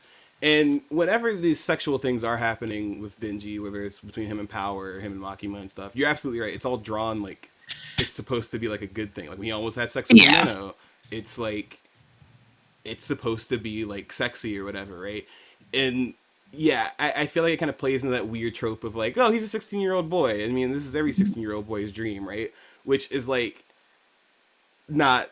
Yeah, I don't know, man. I feel like there could have been a few different ways to change this to where a lot of the maturity that like, that Denji is missing, like, you can still keep that, right? Like, you can still keep him being, like, naive and not understanding that somebody's shoving the shit in his face without him being literally a child. I feel like he gave him a kid to make it, like, oh, feel really bad for him. He didn't even get to, like, be, like, an adult yet or anything like that. You know what, like, honestly though, I really just feel like it was a plot and he had access to Shonen Jump and it was made into Shonen. Like, I don't even think, like, that's the thing, like, it has no bearing on anything other than fitting into a demographic that a lot of people buy from. Like, it's a marketing thing. It is a Shonen because of marketing at the end of the day, in my opinion. And that's really unfortunate to me because I really feel like you could have, like, again, if he was like 20, for example, like, you could still have him never having gone to school. He didn't go to elementary school. Yeah, he didn't go to high school. He doesn't know how to go to college. Like, he's just like, imagine if someone hit you with that out of nowhere and you're just like, yeah, are you good? Like, Yeah, and I feel like that would make more sense with him and Aki. Like, if him and Aki were like the same age and Aki had a family and stuff. That would make so much more sense. It would, and then their dynamic would work better. And then them being like roommates would also make more sense in some ways. And like, of it being like him babysitting him, basically. Yeah, right? And it is kind of set up that way for a reason, but also just like it's. I'm like trying not to spoil things. I'm like trying to reroute my brain. But like, I don't know, like even the boob obsession thing works with 20-year-olds because I think about all our friends in college who had like the fucking Sports Illustrated magazines and like all that other stuff like up on their walls, or the calendars. That's what they were, you know, like you. And okay, and I feel like that's what bothers me about this, right? Is I feel like Denji is written so accurately. Because whether we like it or not, like, and though I don't like it, a lot of dudes are like this. Like, they're until they get some pussy, until they have sex for the first time, nothing matters. They don't care. Nothing matters because they're like, that has to be the greatest thing in the fucking world. I don't care about school or money or having a dream or anything like that.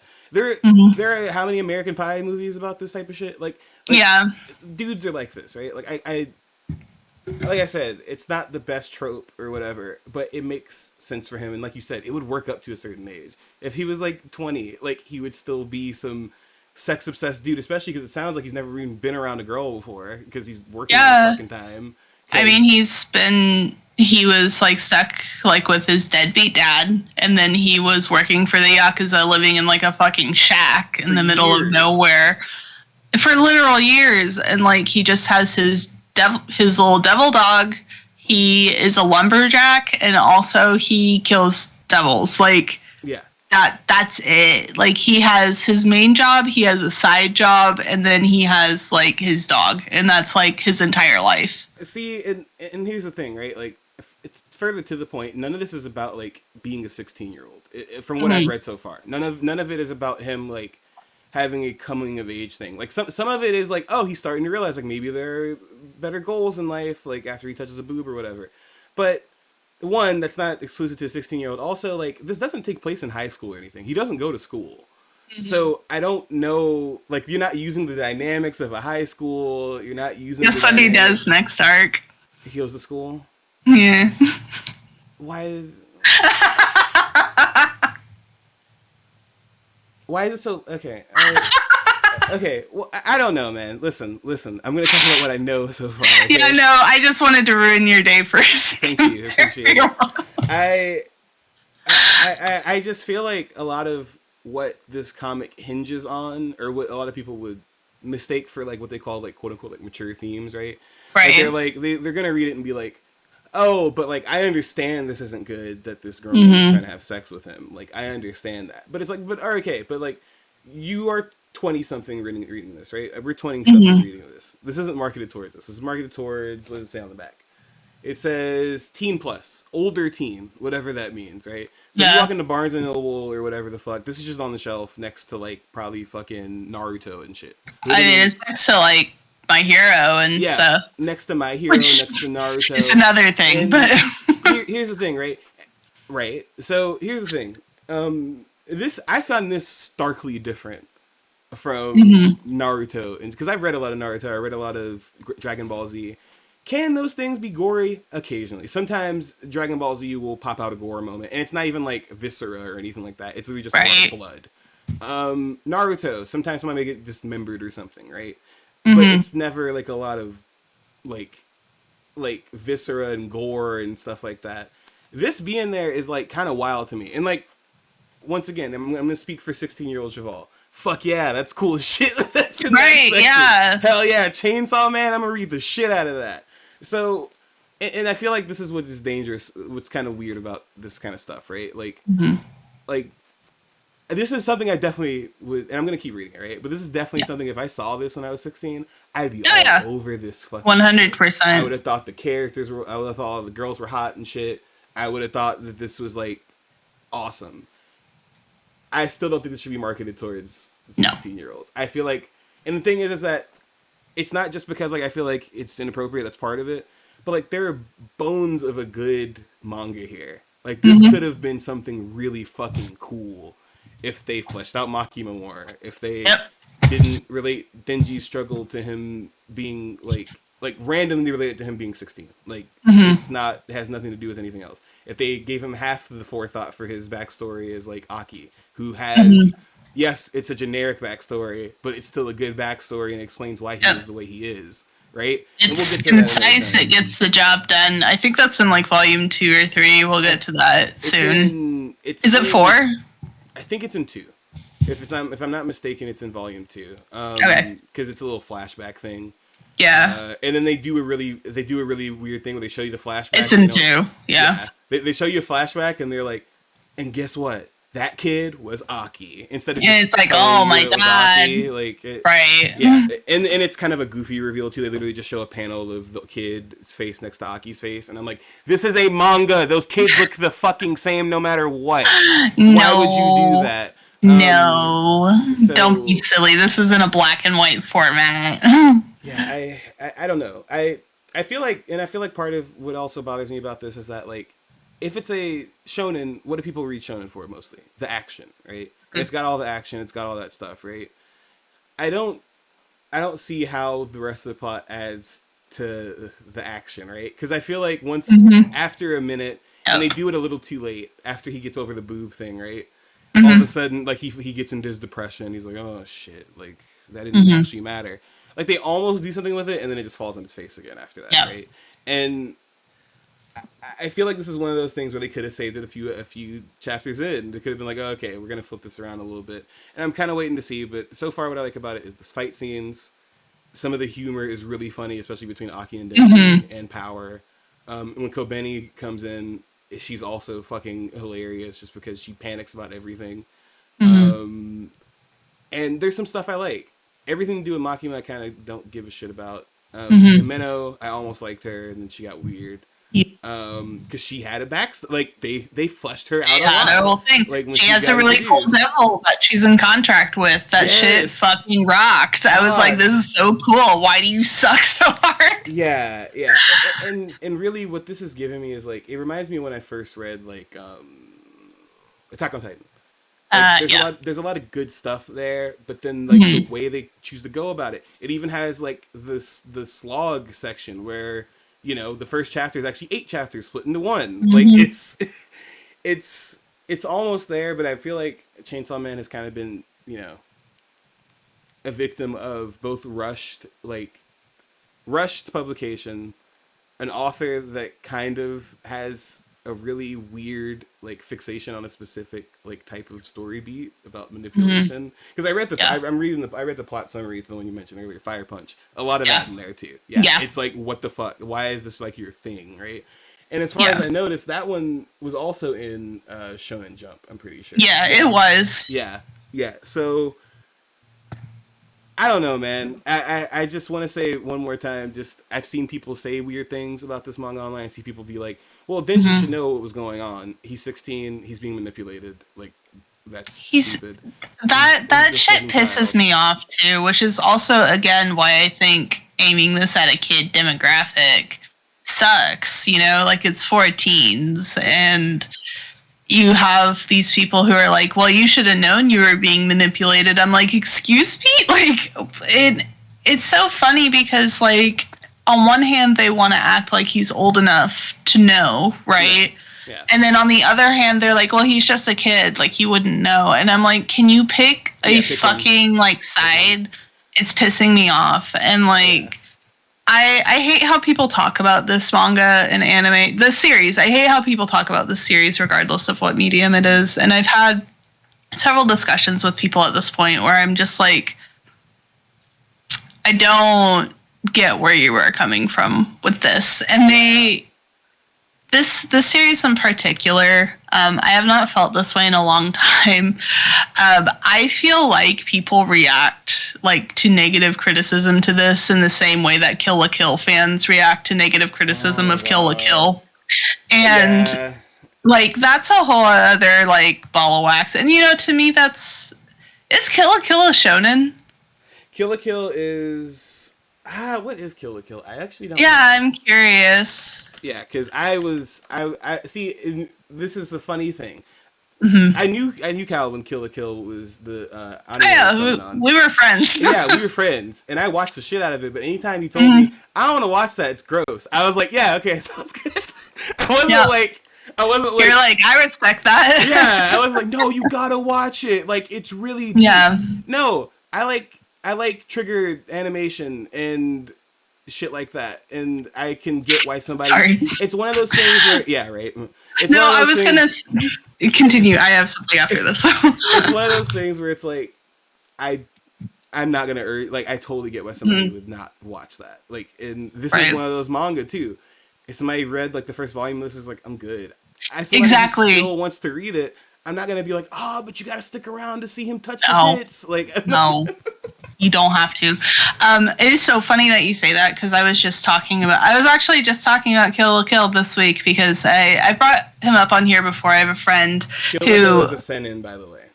Seinen. Okay, cool. That makes a lot more sense. I was gonna say it was a seinen, but then I was like, was that supposed to be a shonen? Yeah. And I like had a moment. Okay, thank you for confirming that. That makes me feel both grosser and better about it. Because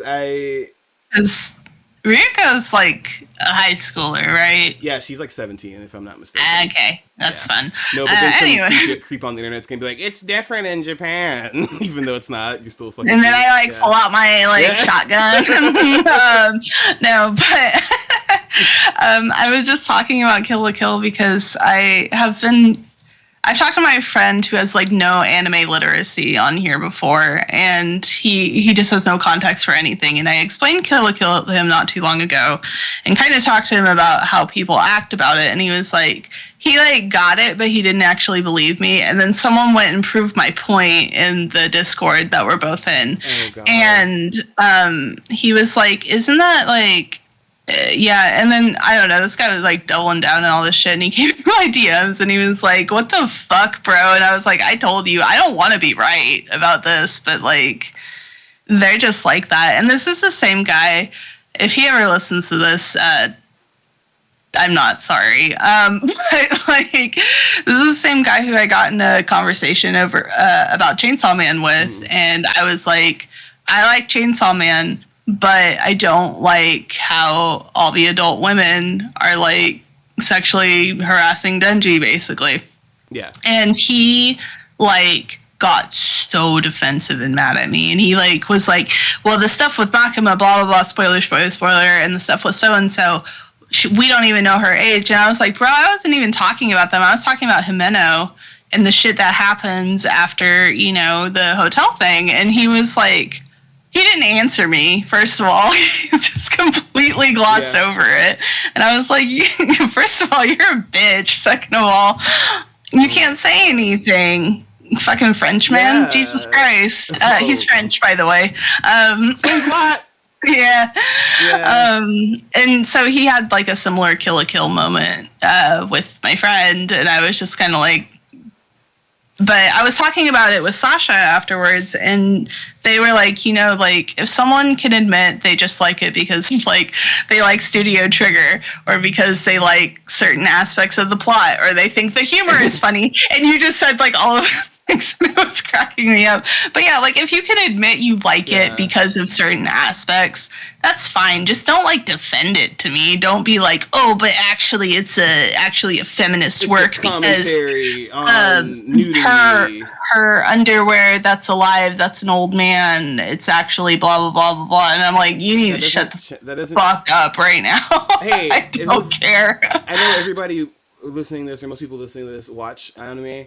Stop trying to explain your weird anime to somebody who's already like over it. Like, don't stop it. Like, I like Kill la Kill. It's funny. It's got really, really cool fucking fight scenes with all like the bosses or whatever. I'm not defending that shit. I haven't even watched that in years. I'm not defending it. If somebody comes up to me and says, I think that anime is fucking terrible and it should be taken off of everything, I'd be like, yo, that's fine. Whatever. That's your opinion, and I understand. But that's how I feel about Beyond the Boundary. Because, like, that show is so needlessly horny for no fucking reason. Like, I was rewatching some of it, like, a couple years ago, and I was like, this shit's so horny. I don't know how I got through this, but, like... Oh, yeah! Yeah! I forgot about that.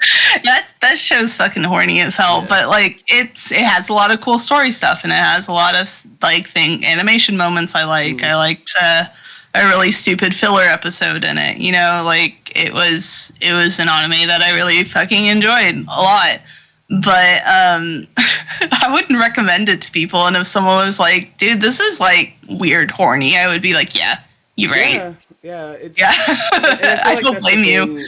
I feel like that's the thing with Chainsaw Man is like, this is just another case of a manga/anime getting really popular, because I feel like what we're kind of, we haven't mentioned as much as like, this is one of those manga/animes that's being picked up by people who don't usually read those things. Yeah, like, that's an important part of it. There are a lot of people being introduced to this through this. So that's why the art isn't as bad to some people. They're like, oh, this looks really cool. I've never read this before. Or that's why the anime is so popular, because a lot of people who just watch anime and they've never watched the manga. So they just started watching the anime and they're like, this is cool. And I've done this before in the past. I've had conversations with Cal about this past, but I've definitely been a person who, there's something I just got into and I really like it, and if somebody starts talking shit about it, I'm like, hey, I don't like that. And I've gotten over that, right, for the most part. I'm like, whatever. I don't really like, there's more important things, honestly. That's kind of what it boils down to. But there's a lot of that with Chainsaw Man right now. And I've seen people like argue just weird stuff, bring up the weird, I think that people in Japan are more likely to be pedophilic thing, where they're like, oh, the age gap thing isn't as crazy, which is like, no, it is over there. It's cultural, and it's like, shut up. It's like you hear people like, it's like people are like, oh, but people date in all kinds of age. It's like, no, you haven't been there. You haven't gone there. You don't know. Yeah. You read shit online, and then you just make assumptions about entire societies, right? So I feel like this is just another thing with something I exported, and it's being like, read into the wrong way. Not the wrong way, right? But it's being read into as like, it can do no wrong. Yeah. And it's like, no, it can. There's a lot of bad manga out there, and this has some really bad moments. And like I said, I feel like there's just so much cool shit here. I like the office outfits. I think they're fucking hilarious. I think it works for what the manga's doing. Oh yeah, it's really funny. Yeah, it's a quick cosplay, honestly. That's why so many people have cosplayed it, and it's accessible. It's a really accessible manga, and like I feel like it can be a really good introduction to like action manga, or like, you know, kind of supernatural stuff where it's like still an urban setting, but there's stuff going on. You know, like I feel like there's so many things that it does well and interestingly. But then it's a shonen, and that's what makes it so hard to like recommend. You know, it almost like, imagine if Bleach was this crazy when it first came out. And like look at this shit. The motherfucker has yellow hair and everything, right? Like imagine, and that's the thing. Go back and watch Bleach. Does it have some of the anime appropriate older woman stuff? Yes, it does, and that is like there for a second, right? But it's not near. I don't think it's nearly as gory from what I remember. No. Like it does get like violent or whatever, but it's not nearly as gory. The monster stuff is more like how they used to do like monster gore, you know, like you can kind of see like the bisection of stuff, and you see like some blood, but it's not really like entrails as much in the beginning, at least. Like it's more focused on like the supernatural kind of like, it's very inhuman in the sense that it doesn't like spill blood in the same way humans do. Like why they you can beat up robots in cartoons, but you can't always beat up humans in cartoons. It's like that kind of logic with it. But in Chainsaw Man, it's just like, no, everyone's dying. Everyone's dying. There's guts everywhere. There is viscera. There is blood, like real blood, not pink Danganronpa blood. Like it's blood. And that's the thing, right? I feel like there's a way this could be misconstrued, not even misconstrued, but there are people who like hear this, because I don't think it's misconstrued, right? But there are people who hear this and they'd be like, oh wow, like they don't like when stuff has content like this. I feel like the thing is that this isn't we read Berserk. Yeah. It's not aimed at the right audience. It's not aimed at the right audience, and it was marketed in such a way where, like, I don't know, man, there's better manga for like introductions than this, right? And just the way like it's marketed as a shonen, and if you put it alongside other shonen, Bleach, Naruto, fucking hell, the one, what is the one that this one reminds me of? What's the one with like death, like kid death and all that shit, and the pink hair? Soul Eater. Soul Eater, right? Like, you know what? Yeah, it is kind of bizarre in that way, isn't it? Yeah, I can get that. It's almost, which is also a very weird anime at some points. That anime has some weird shit in it too. Okay, and here's the thing: this isn't the first thing to do this, right? Hunter x Hunter, I think, has also been marketed as a shonen. That fucking manga / anime, let alone the sexual stuff with the guy being a pedophile, has some really dark shit in it. Like, not like just like, like somebody dies. It's like there's like plot points they explain that it's like, oh, this is like dark, like there's like genocide shit happening, right here. I mean, Full Metal Alchemist also deals with incredibly heavy shit, both in the manga, the first adaptation, and then in Brotherhood. Like, there's a lot of stuff there's a whole genocide thing expanded on. There's like an immigration plot line. There is like a group of working class people being exploited. Like, there's a lot of there's the dog thing. Like, everyone knows about the fucking dog thing. There's so much shit in Full Metal Alchemist. And this is why, like, I guess the gore doesn't like bother me as much as like how adults treat Denji, and also the fact that there are adults reading this in tandem with a lot of younger people and saying things like, this is fine. And so these kids are seeing adults being like, yeah, that's fine. Yeah. And I'm like, no, I'm not going to say that. I am going to be very vocal about how I feel about it. And like, I do enjoy Chainsaw Man, despite how much I'm ripping on it right now. But like, God, it makes it hard sometimes, just because of how it's not even just the series itself, it's how people interact with the series. It's how adults choose not to take responsibility in fandom spaces, and that is an issue across like so many different series. You gotta talk about the stuff that is like, this is the thing, like you said, it's not just simply gore or something. Kids are gonna see gore or whatever. This is like such a weird like psychological thing. Like, it's shown in a way where he kind of gets what he wants sometimes, which isn't good, because that's kind of how manipulation works. Is you're manipulated in a sexual situation, you don't get all of what you want, but you kind of got there, so you keep doing what the person wants you to do.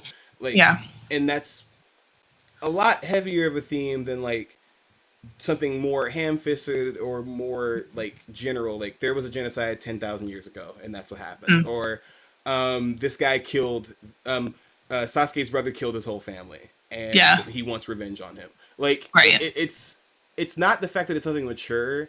It's the fact that it's something that is like a higher level of like understanding what manipulation is and how he is being fucking manipulated because he's a teenage boy. Oh, and we've seen so many times, like with people our age who pursue teenagers, whether they are of age or not, and the teenagers will like reiterate a lot of stuff I've seen, like with Chainsaw Man, just in general. Like, it's kind of just baked into society. It's not just with boys, it's also with girls, it's with any kind of shit with that.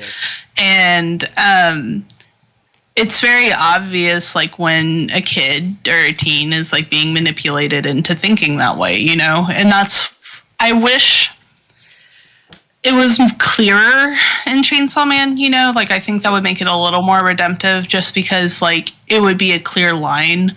But there aren't any clear lines because it plays into the pinups that come in later. It plays into, like, so many different things that are like, oh, but this is okay. She is sexy, not actually. Like, we're not even gonna put her as oh, maybe you could look into this and see that she's manipulative. No, it's like, no, this is it's a sexy character. This thing is sexy, this XYZ. And not like in a fucked up sexy way. Like, it's not like when people are like, I think this villain is sexy because he's super fucked up. You know, it's like people try to redeem her by saying like, oh, well, Denji liked this and he enjoyed this and she gave him a good life, so it's okay. And I'm like, what the fuck are you talking about? And textbook manipulation shit. Like, yeah, and like, I also don't agree with the people who are like, Makima's a fucking bitch because blah blah blah blah blah, because a lot of that like it has a very weird like misogyny tilt to it for me, and I don't like it. Big manga fan energy. Yeah. She sucks. She is a bitch, but like it's. I don't know, when you have a bunch of Griffith did nothing wrong memes, I don't want to hear about it. Like, sorry. Literally, like I don't care. Have that in your folder on your computer that you use to post online. Like, relax. Yeah, like there's so much shit with that, and like a double standard, et cetera, and like we've obviously transcended talking just about the manga and are talking about like meta around it, kind of. Yeah. But like it's important to the context of it because nothing exists in a vacuum, right? Like I wish Chainsaw Man existed in a vacuum. I wish I did not have to worry about this shit and I could just be like, ew, I didn't like that. Oh, I liked this, and that could be the end of it, and I didn't have to like, you know, rehash things when I talk about it with people in public, and which is why I don't talk about it in public most of the time unless I'm like incensed. Yeah. Y'all can yell at your phone at Cal while he doesn't pause to hear you listen to him. Yeah, you can. Podcast is playing. Yeah, go yell at me on Twitter or something. I might not even use it anymore soon. Yeah. But like, I don't know. Just like, I don't mind like people who enjoy the series like unapologetically. That's fine. If it's one of your favorite series, I do not understand, but that's fine. Yeah, but like, I don't get it. It's not.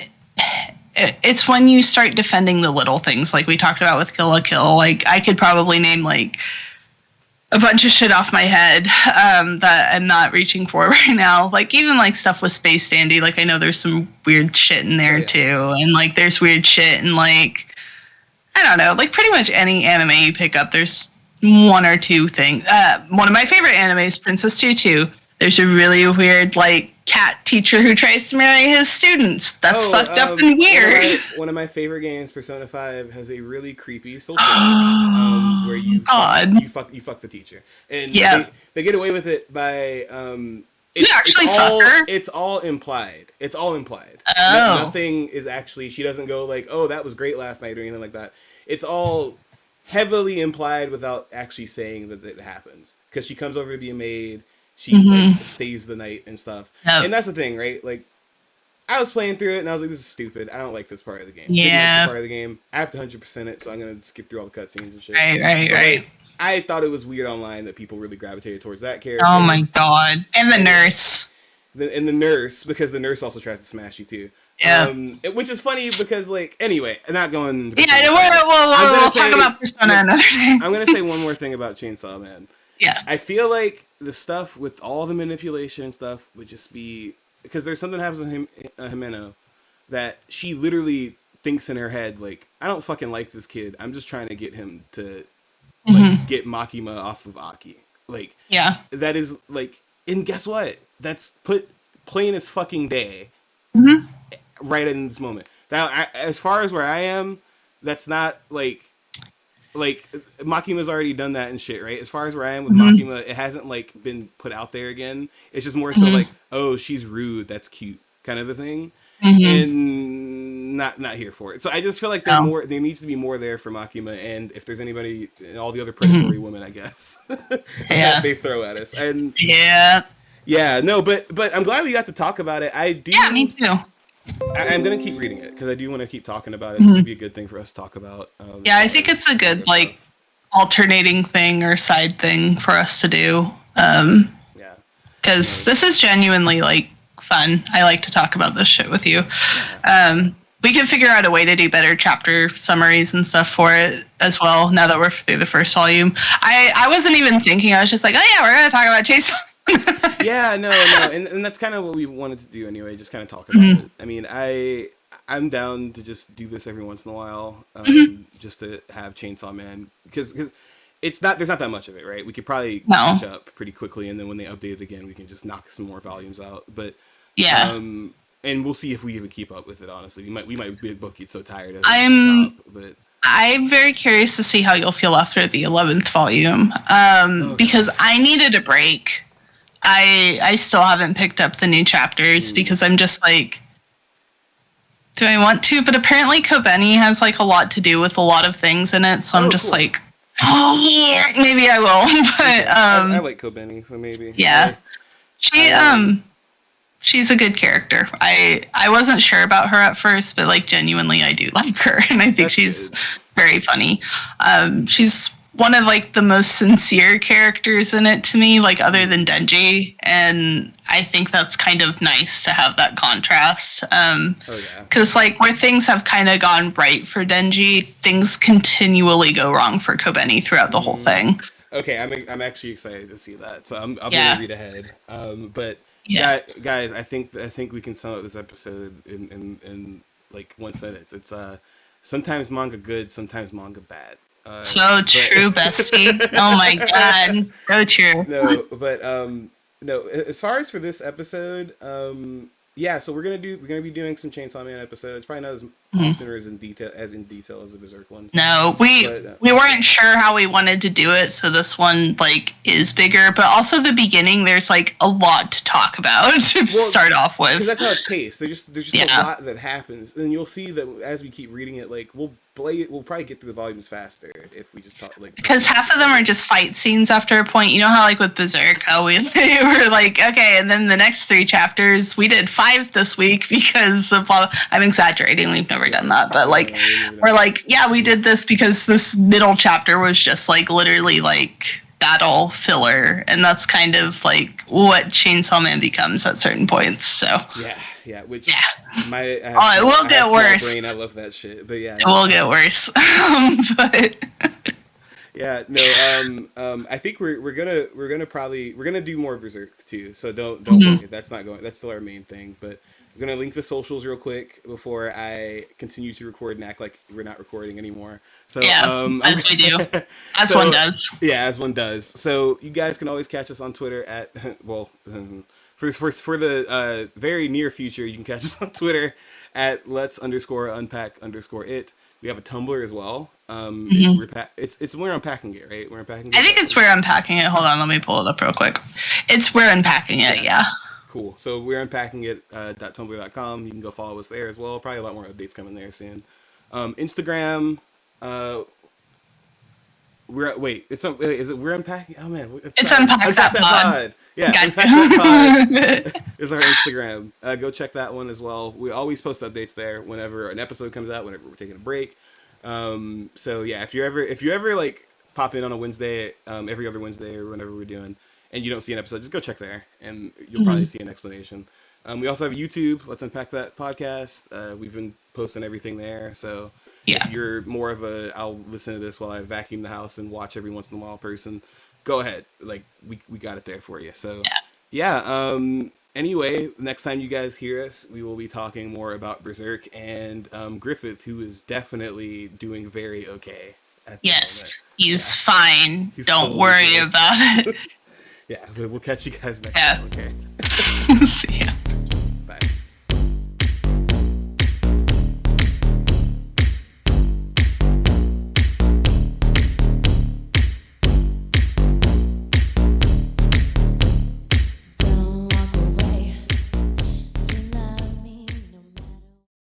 Game over!